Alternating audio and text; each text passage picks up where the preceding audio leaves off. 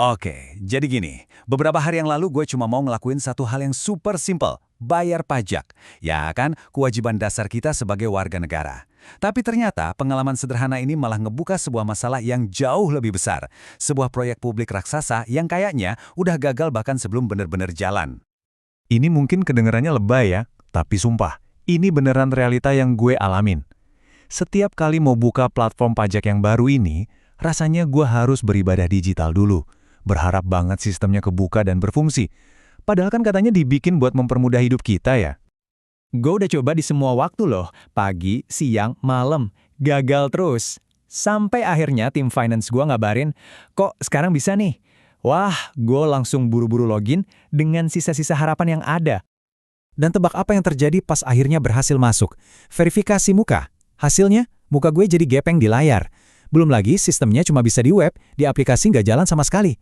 Ini bukan sekedar error teknis lagi guys. Ini jujur aja, utter stupidity. Sebuah kegagalan fundamental dari sistem yang dibangun pakai duit triliunan. Oke, cukup curhat pribadinya. Mari kita tarik masalah ini ke skala yang lebih gede. Karena di balik layar loading yang gak habis-habis itu, ada sebuah proyek pemerintah yang masif banget. Nah, ini dia nih biang keroknya, sistem inti pajak atau Cortex. Janjinya sih mulia banget ya, bikin semua urusan pajak jadi lebih efisien, terintegrasi, dan gampang. Kedengarannya kayak mimpi yang jadi kenyataan kan? Dan ini adalah harga dari mimpi itu. 1,3 triliun rupiah. Anggaran yang super fantastis. Dan jangan lupa, ini semua duit dari kantong kita. Dengan dana segede ini, wajar dong kalau ekspektasi kita setinggi langit. Mungkin ada yang mikir, wajar aja error anggarannya kecil. Tapi tunggu dulu.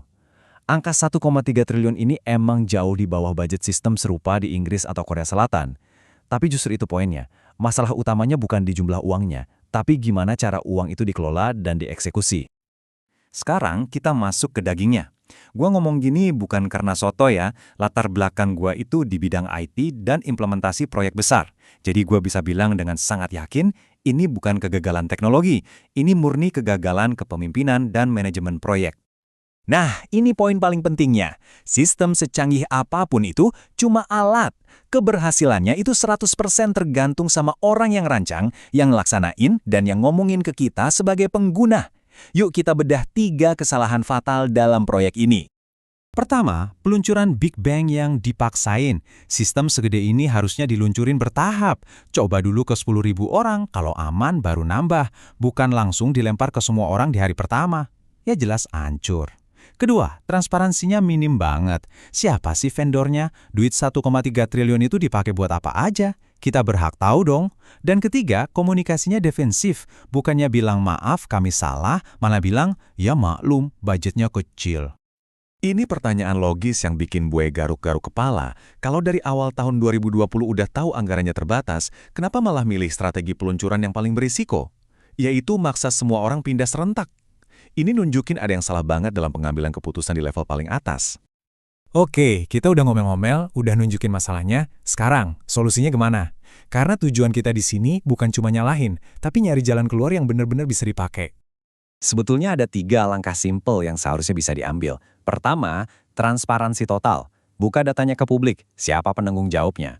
Kedua, rollback. Gak usah malu buat balik dulu ke sistem lama yang udah stabil selagi yang baru ini dibenerin. Itu justru tanda tanggung jawab, bukan kegagalan. Ketiga, komunikasi yang jujur. Kasih update rutin, apa yang salah, apa yang lagi diperbaiki, dan kapan kira-kira beresnya.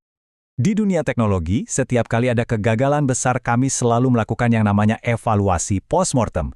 Tujuannya satu, kita bedah proyek yang gagal ini buat belajar, supaya kesalahan yang sama nggak bakal pernah keulang lagi. Dan hasilnya harus dibuka ke publik buat ngebangun lagi kepercayaan. Pada akhirnya, pesannya sesederhana ini. Kalau salah, ya bilang salah. Mengakui kesalahan itu bukan tanda kelemahan loh, justru itu langkah pertama menuju perbaikan. Publik bakal jauh lebih menghargai kejujuran daripada pembelaan diri yang dicari-cari. Kita sampai di bagian akhir nih. Dan penting banget buat kita semua ingat, inti dari masalah ini bukan cuma soal sistem yang error.